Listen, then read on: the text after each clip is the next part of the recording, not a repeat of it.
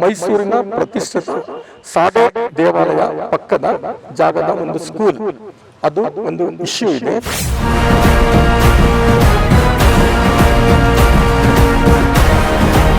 ಮುಖ್ಯವಾಗಿ ಈ ಶಾಲೆ ವಿಷಯ ನೋಡಿದರೆ ಇದು ಸುಮಾರು 130 ವರ್ಷಕ್ಕಿಂತ ದೊಡ್ಡ ಇತಿಹಾಸ ಶಾಲೆಗಿದೆ.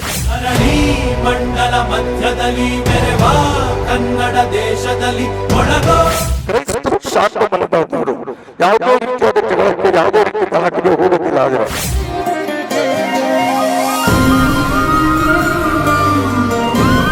ಮತ್ತೆ ನಾವು ಕಂಪ್ಲೇಂಟ್ ಕೊಡ್ತೇವೆ ಪೊಲೀಸ್ ಸ್ಟೇಷನ್ಗೆ, ಈ ಕೆಲಸ ನಿಲ್ಲಿಸಬೇಕು. ಯಾಕೆಂದ್ರೆ ಅಲ್ಲಿ ಶಾಲೆ ನಡೀತಾ ಇಲ್ಲ, ಶಿಥಿಲ ಆಗಿದೆ. ಆ ಬಿಲ್ಡಿಂಗ್ ರಿಪೇರಿ ಮಾಡ್ಬೇಕಾದ್ರೆ ಓನರ್ ಅನುಮತಿ ಬೇಕು.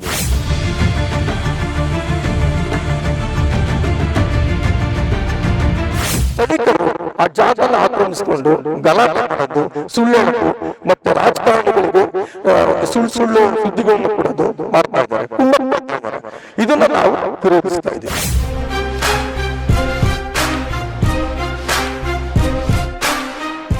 ಮೈಸೂರಿನ ಪ್ರತಿಷ್ಠಿತ ಸಾಡೆ ದೇವಾಲಯ ಪಕ್ಕದ ಜಾಗದ ಒಂದು ಸ್ಕೂಲ್, ಅದು ಒಂದು ಇಶ್ಯೂ ಇದೆ.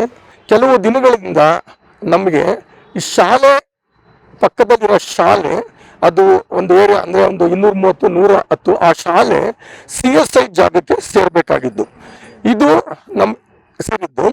ಇದು ನಮಗೆ ಎಲ್ಲ ಥರ ಒಂದು ಡಾಕ್ಯುಮೆಂಟ್ಸ್ ಮತ್ತು EC ಆಗಲಿ ಎಲ್ಲ ಥರ ಡಾಕ್ಯುಮೆಂಟ್ಸ್ ನಮ್ಮ ಹತ್ರ ಇದ್ರೂ ಕೂಡ ಇಲ್ಲಿ ಕೆಲವು ಸ್ಥಳೀಯರು ನಮಗೆ ಅಲ್ಪಸಂಖ್ಯಾತರು ಅಂತೇಳಿ ನಮಗೆ ದೌರ್ಜನ್ಯ ಮಾಡ್ತಾ ಇದ್ರು. ಏನಕ್ಕೆ ಅಂತ ನಮಗೆ ಗೊತ್ತಾಗ್ತಾ ಇಲ್ಲ.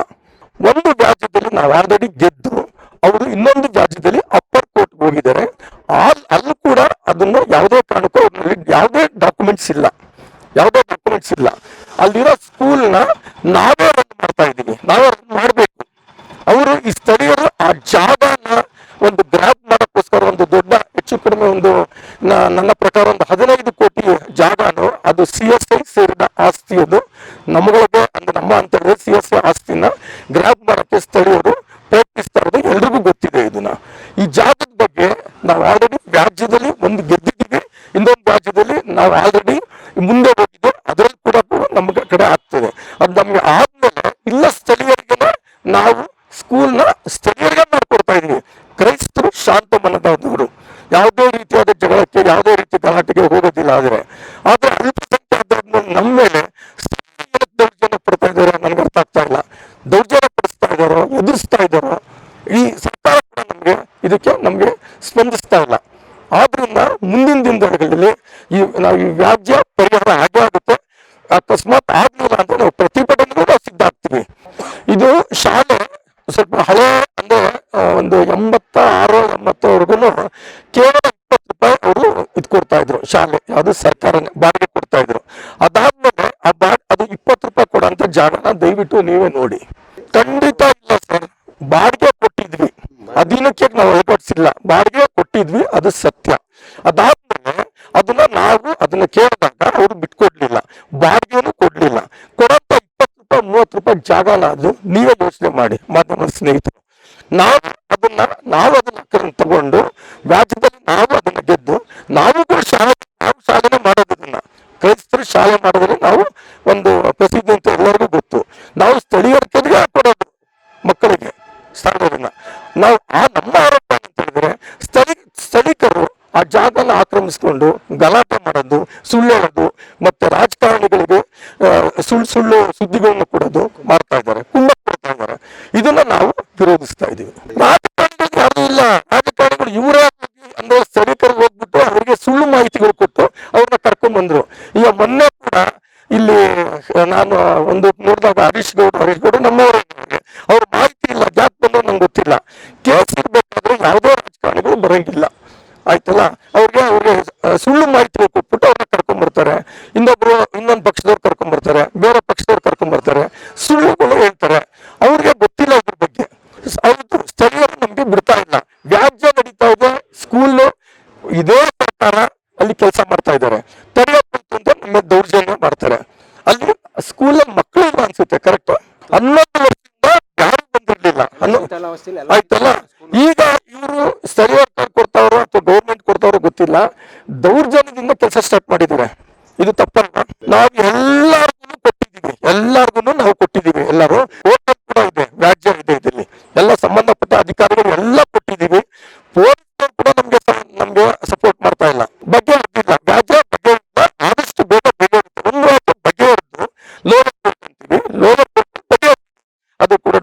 ಕೂಡ ನಮ್ಮ ಹತ್ರ ಇದೆ.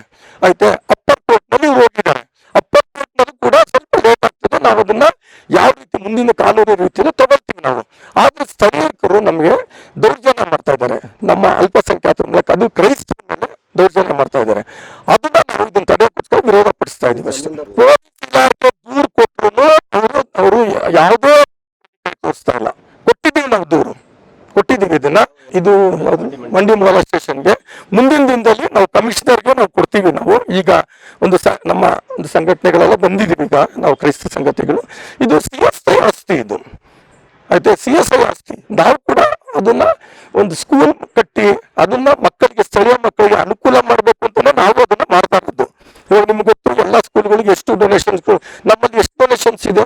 ಯಾವ ಸ್ಕೂಲ್ ಆಗ ಕೇಳ್ಕೊಂಬನ್ನಿ, ಒಳ್ಳೆ ಟೀಚರ್ಸ್ ಕೊಡ್ತೀವಿ, ಒಳ್ಳೆ ಎಜುಕೇಶನ್ ಕೊಡ್ತೀವಿ. ನಮ್ದು ಸರ್ವಿಸ್ ಏಡೆಡ್, CSI ಅಂತೇಳಿ service aided church of south India Karnataka southern diocese ನಮ್ದು ಮುಖ್ಯವಾಗಿ ಸರ್ವಿಸ್ ಕೊಡ್ತೀವಿ. ಆ ಜಾಗವನ್ನು ಅದನ್ನ ನಮಗೆ ಅಂದ್ರೆ CSI ಅಂದ್ರೆ ಜಾಗಕ್ಕೆ ಅದನ್ನ ನಮ್ಗೆ ಬಿಟ್ಕೊಡ್ಬೇಕು. ಅಂದ್ರೆ ಕೋರ್ಟ್ ವ್ಯಾಜ್ಯ ಮುಗಿದ್ಮೇಲೆ ಅಲ್ಲಿ ಬಿಟ್ಕೊಡ್ಬೇಕು. ಯಾವುದೇ ರಾಜಕಾರಣಿಗಳಾದ್ರೆ ಹೋಗ್ಬಾರ್ದು, ಮತ್ತೆ ಅವ್ರು ಕೆಲಸ ಮಾಡ್ತಾ ಇರೋದು ತೆಗಿಬೇಕು, ಸ್ಥಗಿತಗೊಳ್ಬೇಕು. ಕೋರ್ಟ್ ನಲ್ಲಿ ಇರ್ಬೇಕಾದ್ರೆ is it contempt of court ಆಗುತ್ತೆ.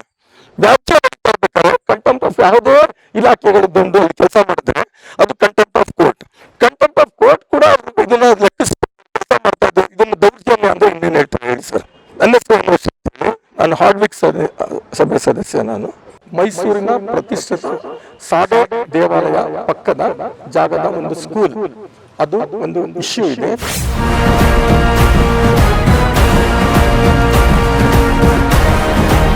ಮುಖ್ಯವಾಗಿ ಈ ಶಾಲೆ ವಿಷಯ ನೋಡಿದ್ರೆ ಇದು ಸುಮಾರು 130 ವರ್ಷದಕ್ಕಿಂತ ದೊಡ್ಡ ಇತಿಹಾಸ ಶಾಲೆಗಿದೆ. ಮಂಡಲ ಮಧ್ಯದಲ್ಲಿ ಕನ್ನಡ ದೇಶದಲ್ಲಿ ಕ್ರೈಸ್ತರು ಶಾಂತ ಮನೋಭಾವದವರು, ಯಾವುದೇ ರೀತಿಯಾದ ಜಗಳಕ್ಕೆ, ಯಾವುದೇ ರೀತಿ ಗಲಾಟೆಗೆ ಹೋಗೋದಿಲ್ಲ. ಆದರೆ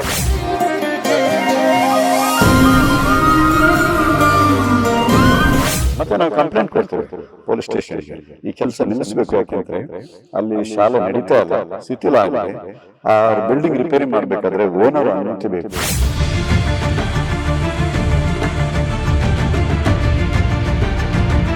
ಸೈನಿಕರು ಆ ಜಾಗನ ಆಕ್ರಮಿಸಿಕೊಂಡು ಗಲಾಟೆ ಮಾಡೋದು, ಸುಳ್ಳು ಹೇಳೋದು, ಮತ್ತೆ ರಾಜಕಾರಣಿಗಳಿಗೆ ಸುಳ್ಳು ಸುದ್ದಿಗಳನ್ನು ಕೊಡೋದು ಮಾಡ್ತಾ ಇದ್ದಾರೆ.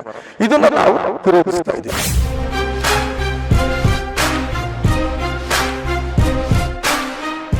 ಮಾಧ್ಯಮ ಮಿತ್ರರಿಗೆ ನನ್ನ ಪ್ರೀತಿಯ ನಮಸ್ಕಾರಗಳು.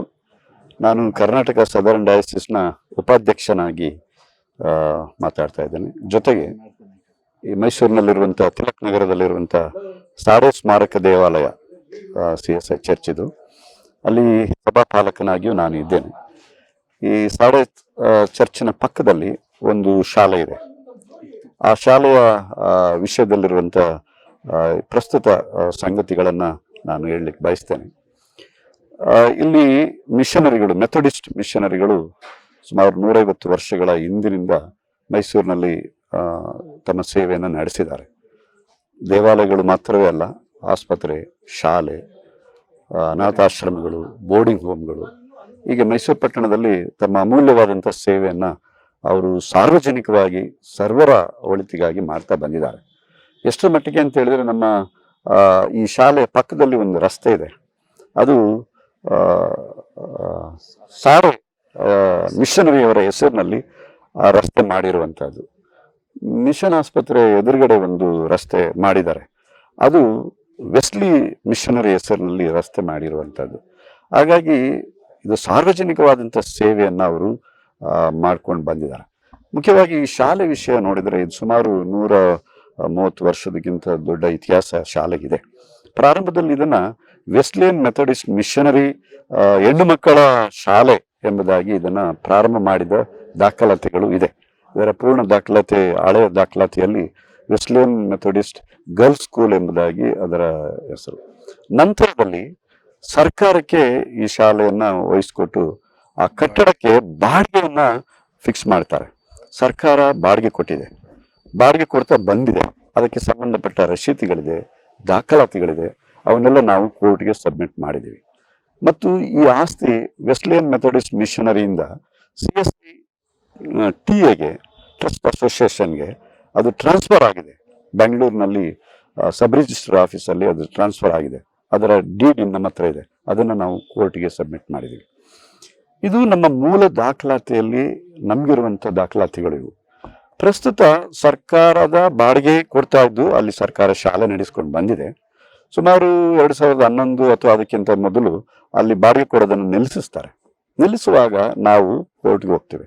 ಅದು ನಮ್ಮ ಬಾಡಿಗೆ ನೀವು ಕೊಡೋದು ನಿಲ್ಲಿಸಿದಿರಿ, ಬಾಡಿಗೆ ಕೊಡಬೇಕು ನಮ್ಮ ಶಾಲೆ ಅದು. ಹಾಗಾಗಲೇ ಆ ಶಾಲೆ ಕಟ್ಟಡ ತುಂಬ ಶಿಥಿಲ ಆಗಿರ್ತದೆ. ಶಿಥಿಲ ಆಗಿದ್ದು ಅಲ್ಲಿ ಮಕ್ಕಳು ಕೂತ್ಕೊಳ್ಳೋದು ಕಷ್ಟ. ಆ ಥರ ಮೇಲ್ಛಾವಣಿ ಪೂರ್ತಿ ಹೋಗಿರ್ತದೆ, ಗೋಡೆಗಳು ಹೋಗಿರ್ತದೆ, ತುಂಬ ಶಿಥಿಲ ಆಗಿರ್ತದೆ. ಈ ಕಡೆ ನಮಗೆ ಬಾಡಿಗೆ ಕೊಡ್ತಾ ಇಲ್ಲ, ನಾವು ಬಿಲ್ಡಿಂಗ್ನ ರಿಪೇರಿ ಮಾಡಿಕೊಡೋ ಅಂತ ಕೇಳುತ್ತಾ ಇಲ್ಲ, ಬಾಡಿಗೆ ಕೊಡ್ತಾ ಇಲ್ಲ. ಈ ಥರ ದೌರ್ಜನ್ಯ ನಿಮಿತ್ತ ನಾವು ಕೋರ್ಟಲ್ಲಿ ವ್ಯಾಜ್ಯಕ್ಕೆ ಹೋಗ್ತೇವೆ. ಆವತ್ತಿನಿಂದ ಇವತ್ತಿನವರೆಗೂ ವ್ಯಾಜ್ಯ ನಡೀತದೆ. ಸುಮಾರು ಒಂದು 12-13 ವರ್ಷಗಳಿಂದ ಆ ಶಾಲೆ ಶಿಥಿಲಗೊಂಡದ್ರಿಂದ ಮಕ್ಕಳನ್ನ ಅಲ್ಲಿ ಶಾಲೆ ನಡೀತಾ ಇರಲಿಲ್ಲ. ಇದಕ್ಕಿದ್ದಾಗೆ ಈ ಕಳೆದ ಒಂದು 15 ದಿನ ಅಥವಾ ಒಂದು ತಿಂಗಳ ನಂತರದಿಂದ ಅಲ್ಲಿ ರಿಪೇರಿ ಕೆಲಸವನ್ನು ಪ್ರಾರಂಭ ಮಾಡ್ತಾರೆ. ಆಗ ಹೋಗಿ ನಾನು ಮತ್ತು ನಮ್ಮ ಚರ್ಚಿನವರು, ಕಮಿಟಿಯ ಸದಸ್ಯರು ಅಲ್ಲಿ ಕೇಳ್ತೇವೆ. ನಾವು ಅದನ್ನು ಕೇಳುವಾಗ ಅಲ್ಲಿ ಸ್ಥಳೀಯರು ನಾವು ಇದು ಸ್ಥಳೀಯರಾಗಿದ್ಕೊಂಡು ನಾವು ಇದನ್ನು ರಿಪೇರಿ ಮಾಡಿಸ್ತೀವಿ ಅಂತ ಕೇಳ್ತಾರೆ. ಅವರಿಗೆ ಯಾವ ರೀತಿಯ ಅಧಿಕಾರ ಇದೆ ಆ ಪ್ರಾಪರ್ಟಿ ಮೇಲೆ ರಿಪೇರಿ ಮಾಡಲಿಕ್ಕೆ? ಒಂದು ಓನರ್ಗೆ ಅದರ ಮೇಲೆ ಪ್ರಾಪರ್ಟಿ ರಿಪೇರಿ ಮಾಡೋದಕ್ಕೆ ಆಗಲಿ ಕಟ್ಟಲಿಕ್ಕೆ ಆಗಲಿ ಓನರ್ಗೆ ಅಧಿಕಾರವಿದೆ. ಅಥವಾ ಓನರ್ ಗಮನಕ್ಕೆ ತರಬೇಕು, ಇದನ್ನು ನಾವು ಮಾಡಿಸ್ಕೋತೀವಿ ಅಂತೇಳಿ. ಯಾವುದೇ ತರದೆ ಒಂದು ರೀತಿ ದೌರ್ಜನ್ಯವಾಗಿ ಸ್ಥಳೀಯರು ಅಥವಾ ಅಲ್ಲಿಯ HM ಅವರು ಇದ್ದಾರೆ ಅಂತ ಅವ್ರು ನಿಂತ್ಕೊಳ್ತಾರೆ. HM ಅವರು ನಾವು ಇಲ್ಲಿ ಶಾಲೆ ಮುಂದಿನ ದಿನಗಳ ಸ್ಥಾಪನೆ ಮುಂದೆ ನಡೆಸಬೇಕು, ರಿಪೇರಿ ಮಾಡಿಸ್ಕೊಳ್ತೀವಿ ಅಂತ. ಆದರೆ ನಮ್ಮ ಪ್ರಶ್ನೆ ಏನಂತ ಹೇಳಿದ್ರೆ, ಓನರ್, ಆ ಸ್ಥಳದ ಓನರ್ಗೆ ಯಾವುದೇ ಮಾಹಿತಿ ಕೊಡೋದಿಲ್ಲ. ಇದು ದೌರ್ಜನ್ಯದ ಒಂದು ನೋಟ ನಮಗೆ ಕಾಣಿಸ್ತದೆ. ಮತ್ತೆ ನಾವು ಕಂಪ್ಲೇಂಟ್ ಕೊಡ್ತೇವೆ ಪೊಲೀಸ್ ಸ್ಟೇಷನ್ಗೆ, ಈ ಕೆಲಸ ನಿಲ್ಲಿಸ್ಬೇಕು, ಯಾಕೆಂದ್ರೆ ಅಲ್ಲಿ ಶಾಲೆ ನಡೀತಾ ಇಲ್ಲ, ಶಿಥಿಲ ಆಗಿದೆ. ಆ ಬಿಲ್ಡಿಂಗ್ ರಿಪೇರಿ ಮಾಡಬೇಕಾದ್ರೆ ಓನರ್ ಅನುಮತಿ ಬೇಕು. ಈಗಾಗಲೇ ಕೋರ್ಟಲ್ಲಿ ವ್ಯಾಜ್ಯ ಇರೋದ್ರಿಂದ ನಾವು ಅದನ್ನ ಬಿಲ್ಡಿಂಗ್ ಹತ್ರ ಹೋಗ್ತೇವೆ. ಅವರು ಬರೋದು ಬೇಡ. ವ್ಯಾಜ್ಯ ಏನು ನಿರ್ಧಾರ ಬರ್ತದೆ, ತೀರ್ಮಾನ ಬರ್ತದೆ, ಆನಂತರ ಅವರು ಯಾವ ತೀರ್ಮಾನದ ಮೇಲೆ ನಾವು ಮುಂದುವರಿಬೋದಲ್ಲ ಅಂತೇಳಿ ನಮ್ಮ ಮಂಡಿ ಪೊಲೀಸ್ ಸ್ಟೇಷನ್ಗೆ ಒಂದು ಕಂಪ್ಲೇಂಟ್ ಕೊಟ್ಟಿದ್ದೀವಿ. ಅವತ್ತು ನಮ್ಮ ಕೋರ್ಟಿನ ಲಾಯರು ನಮ್ಮ ಜೊತೆ ಇದ್ರು. ಈ ನಡುವೆ ಇಲ್ಲಿ ಸ್ಥಳೀಯರು ಬೇರೆ ಬೇರೆ ರಾಜಕೀಯ ನಾಯಕರುಗಳ ಒಂದು ಬೆಂಬಲವನ್ನು ಏನು ನೇರವಾಗಿ ಅಲ್ಲದೆ ಪರೋಕ್ಷವಾಗಿ ಅವರು ತಕ್ಕೊಂಡು ಅಲ್ಲಿ ಕೆಲಸಗಳನ್ನ ನಡೆಸ್ತಾ ಇದ್ದಾರೆ. ಕೆಲಸ ಮಾಡೋ ರಿಪೇರಿ ಕೆಲಸಗಳನ್ನ ಮಾಡ್ತಾ ಇದ್ದಾರೆ. ಇದು ಈಗಾಗಲೇ ನಮ್ಮ ನಾಯಕರು ಹೇಳಿದಾಗೆ ನಮ್ಮ ಅಲ್ಪಸಂಖ್ಯಾತರ ವಿರುದ್ಧ ಇದೊಂದು ರೀತಿಯ ಏನು ದಬ್ಬಾಳಿಕೆಯ ಒಂದು ಆಲೋಚನೆಗಳಾಗಿ ನಮಗೆ ಕಾಣಿಸ್ತವೆ. ನಮ್ಮ ಚರ್ಚ್ ಆಗಲಿ ಸಭೆ ಆಗಲಿ ಎಲ್ಲಿಯೂ ನಾವು ಸಾರ್ವತ್ರಿಕವಾದಂಥ ಸೇವೆ ಮಾಡ್ಕೊಂಡು ಬಂದೀವಿ. ಕ್ರೈಸ್ತರಿಗೆ ಮಾತ್ರ ಅಲ್ಲ, ಎಲ್ಲ ಜನರಿಗೂ, ಎಲ್ಲ ಕೋಮಿನವ್ರಿಗೂ. ಈ ತಿಲಕ್ ನಗರದಲ್ಲಿ ಆ ಶಾಲೆ 120 ವರ್ಷ ಆಗಿದ್ದು ಎಷ್ಟು ಕ್ರೈಸ್ತರಿಗೆ ಮಾತ್ರ ಸಹ ಆದದ್ದು. ಈಗ ಅಲ್ಲಿ ಕೆಲಸ ಮಾಡಿಸ್ತೀವಿ ನಾವು ಅಂತ ಅನ್ನೋ ಜನರು ಅಲ್ಲಿ ಓದಿದವ್ರೆ, ಅವ್ರಿಗೂ ಗೊತ್ತಿತ್ತು ಅದು ಮಿಷನರಿ ಶಾಲೆ ಅಂತ, ಸ್ಥಳೀಯರಿಗೂ ಗೊತ್ತು. ಈಗ ಸ್ಥಳೀಯ ಕಾರ್ಪೊರೇಟರ್ಗಳಿಗೂ ಗೊತ್ತು ಅಲ್ಲಿ ಇದು ಮಿಷನರಿ ಶಾಲೆ. ಈಗ ಅವ್ರು ಹೇಳುವಂಥದ್ದು ಏನಂತ ಹೇಳಿದ್ರು, ಸರ್ಕಾರಿ ಜಾಗ ಅಂತಾರೆ. ಸರ್ಕಾರಿ ಜಾಗ ಅನ್ನೋದಕ್ಕೆ ದಾಖಲಾತಿ ಏನಿದೆ ಅವ್ರ ಹತ್ರ, ಅದನ್ನು ತೋರಿಸ್ಬೇಕಲ್ಲ. ನಮ್ಮನ್ನು ಕೇಳ್ತಾರೆ, ನಿಮ್ಮ ಹತ್ರ ದಾಖಲಾತಿ? ನಾವು ಕೋರ್ಟಿಗೆ ಸಬ್ಮಿಟ್ ಮಾಡಿದ್ವಿ ಅದನ್ನ. ಕೋರ್ಟ್ ಅವ್ರಲ್ಲಿ ಈಗ ನಡೀತಾ ಇದೆ. ಇವರು ಇದು CSI ಚರ್ಚ್ನವ್ರ ಜಾಗ ಅಲ್ಲ ಅನ್ನೋದಕ್ಕೆ ದಾಖಲಾತಿ ಏನಿದೆ? ಸರ್ಕಾರಿ ಜಾಗ ಅನ್ನೋದಕ್ಕೆ ದಾಖಲಾತಿ ಇರಬೇಕಲ್ಲ. ಇದು ಗೋಮಾಳವ ಇನ್ನೊಂದು ಎಂಥದ್ದು ಅನ್ನೋದಕ್ಕೆ ದಾಖಲಾತಿ ಕೊಡ್ಬೇಕಲ್ಲ. ಅದನ್ನು ಕೊಡದೆ ಅವರು ಈ ರೀತಿ ಮಾಡ್ತಾ ಇದ್ದಾರೆ. ಆದ್ರೆ ನಾವು ಕ್ರೈಸ್ತರು ಯಾವುದೇ ರೀತಿಯ ಒಂದು ಗಲಾಟೆ ಘರ್ಷಣೆಗಳು ಆಗ್ಬಾರ್ದು. ಇಲ್ಲಿ ತಿಲಕ್ ನಗರದಲ್ಲಿ ಚರ್ಚ್ ಇದೆ, ನಮ್ಮವರಿದ್ದಾರೆ, ಬೇರೆ ಧರ್ಮದವರಿದ್ದಾರೆ, ಮುಸ್ಲಿಮರು ಇದ್ದಾರೆ, ಹಿಂದೂಗಳು ಇದ್ದಾರೆ, ಎಲ್ಲರೂ ಇದ್ದಾರೆ. ನಾವು ಅದನ್ನ ಒಂದು ಸೌಹಾರ್ದತೆಯನ್ನ, ಶಾಂತಿಯನ್ನ ಕಾಪಾಡ್ಕೊಂಡು ಹೋಗ್ಬೇಕು ಅನ್ನೋಂಥ ನಿಟ್ಟಿನಲ್ಲಿ ಶಾಂತಿಯುತವಾಗಿ ನಾವು ಹೋರಾಟ ಮಾಡ್ತೀವಿ. ಅದರಲ್ಲಿ ಹಾಗಾಗಿ ನನ್ನ ಮನವಿ ಏನಂತ ಹೇಳಿದ್ರೆ, ರಾಜಕೀಯ ನಾಯಕರುಗಳು ಕೇವಲ ಕ್ರೈಸ್ತರಾಗ್ಲಿ ಅಥವಾ ಮುಸ್ಲಿಮರಾಗ್ಲಿ ಹಿಂದೂಗಳಾಗ್ಲಿ ಎಲ್ಲರಿಗೂ ಅವರು ನಮ್ಮ MLAಗಳು, MP ಗಳು ಅಥವಾ ಕಾರ್ಪೊರೇಟರ್ಗಳು ಎಲ್ರಿಗೂ ಅವರು ವಿಷಯಗಳನ್ನ ತಿಳ್ಕೊಂಡು ಅಲ್ಲಿ ಯಾವ ರೀತಿ ಅವರು ಭಾಗವಹಿಸ್ಬೇಕು ಅನ್ನೋದನ್ನ ಅವರು ಆಲೋಚನೆ ಮಾಡಬೇಕು. ಈಗ ಒಬ್ರು ಹೋಗಿ ಅಲ್ಲಿ ನಾನು ಡೊನೇಷನ್ ಕೊಡ್ತೀನಿ ಇಲ್ಲಿಗೆ, ಈ ಆಸ್ತಿ ಎಲ್ಲ ಹೌದಂತೆ, ಇವ್ರು ಹೇಳಿದ್ರು, ಹಾಗೆ ಹೇಳಿದ್ರು, ಆ ಥರ ಯಾರೋ ಹೇಳಿದ್ರು ಅಂತ ಕೇಳಕ್ಕಾಗತ್ತಾ? ಅವ್ರ ಹತ್ರ ದಾಖಲಾತಿ ಏನಿದೆ ಅದನ್ನು ಇಟ್ಕೊಂಡು ಮಾತಾಡ್ಬೇಕಾಗುತ್ತೆ, ಯೋಚನೆ ಮಾಡ್ಬೇಕಾಗುತ್ತೆ. ಅದು ಅವರು ಹಾಗೆ ಭಾಗವಹಿಸಿ ಮಾತಾಡುವಂಥದ್ದು ಅಷ್ಟು ನಮಗೆ ತೃಪ್ತಿ ತರಲಿಲ್ಲ ಅನ್ನುವಂಥ ಒಂದು ಅಸಮಾಧಾನವನ್ನ ಕ್ರೈಸ್ತರಾಗಿ ನಾವು ವ್ಯಕ್ತಪಡಿಸ್ತೀವಿ. ನಮ್ಮ ನಾಯಕರು ಅವರು ಕಾಂಗ್ರೆಸ್ನವರು ನಮ್ಮ ನಾಯಕರುಗಳು ಅಥವಾ ಬಿಜೆಪಿ ಸರ್ಕಾರ ಇರ್ಬೋದು, ಇನ್ನೊಬ್ರು ಇರ್ಬೋದು, ಯಾವುದೋ ನಮ್ಮ ನಾಯಕರುಗಳವರು. ನಾವು ದೇಶದ ಪ್ರಜೆಗಳಲ್ಲ, ನಮ್ಮ ನಿಯಮಗಳನ್ನು ವಿಚಾರಗಳನ್ನು ತಿಳ್ಕೊಂಡವರು ಸಪೋರ್ಟ್ ಮಾಡಬೇಕು. ಅಲ್ಪಸಂಖ್ಯಾತರು ಅಂತೇಳಿ ಕಡೆಗಣಿಸಬಾರ್ದು, ಈ ಥರ ಶೋಷಣೆ ಮಾಡಬಾರ್ದು. ಇದು ನಮಗೆ ತುಂಬ ನೋವು ತಂದಿದೆ ಅನ್ನುವಂಥದ್ದು ನಮ್ಮ ವಿಷಯ. ಹಾಗಾಗಿ ನಾನು ಈ ಮೂಲಕ, ಮಾಧ್ಯಮದ ಮೂಲಕ ಒತ್ತಾಯ ಮಾಡ್ತೇನೆ, ದಯವಿಟ್ಟು ಅಲ್ಲಿಯ ವಿಷಯಗಳು ಇತ್ಯರ್ಥ ಆಗುವವರೆಗೂ ಯಾವುದೇ ಪಕ್ಷದವರು, ಯಾವುದೇ ನಾಯಕರುಗಳು ಅಥವಾ ಯಾವುದೋ ಸಮುದಾಯದವರು ಪ್ರೀತಿಯಿಂದ ಸೌಹಾರ್ದತೆಯಿಂದ ಬಗೆಹರಿಸಿಕೊಳ್ಳೋಣ.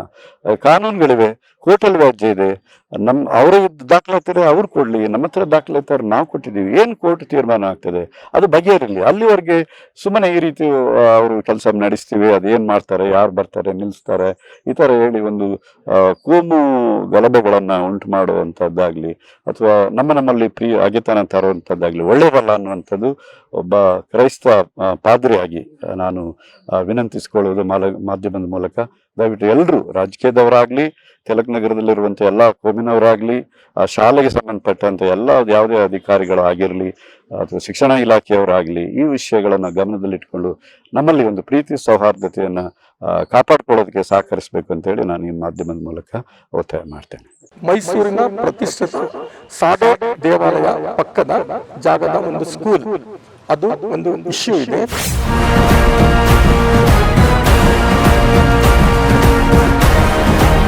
ಮುಖ್ಯವಾಗಿ ಈ ಶಾಲೆ ವಿಷಯ ನೋಡಿದರೆ ಇದು ಸುಮಾರು 130 ವರ್ಷದಕ್ಕಿಂತ ದೊಡ್ಡ ಇತಿಹಾಸ ಶಾಲೆಗಿದೆ. ಮಂಡಲ ಮಧ್ಯದಲ್ಲಿ ಮೆರೆವ ಕನ್ನಡ ದೇಶದಲ್ಲಿ ಕ್ರೈಸ್ತರು ಶಾಂತ ಮನದವರು, ಯಾವುದೇ ರೀತಿಯಾದ ಜಗಳಕ್ಕೆ, ಯಾವುದೇ ರೀತಿ ಗಲಾಟೆಗೆ ಹೋಗೋದಿಲ್ಲ. ಆದರೆ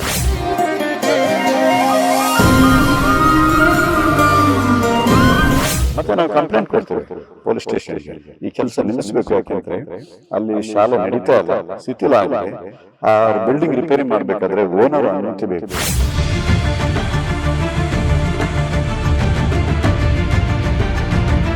ಸೈನಿಕರು ಆ ಜಾಗನ ಆಕ್ರಮಿಸಿಕೊಂಡು ಗಲಾಟೆ ಮಾಡೋದು, ಸುಳ್ಳು ಹೇಳೋದು, ಮತ್ತೆ ರಾಜಕಾರಣಿಗಳಿಗೆ ಸುಳ್ಳು ಸುದ್ದಿಗಳನ್ನು ಕೊಡೋದು ಮಾಡ್ತಾ ಇದ್ದಾರೆ. ಇದನ್ನ ನಾವು ವಿರೋಧಿಸ್ತಾ ಇದ್ದೀವಿ.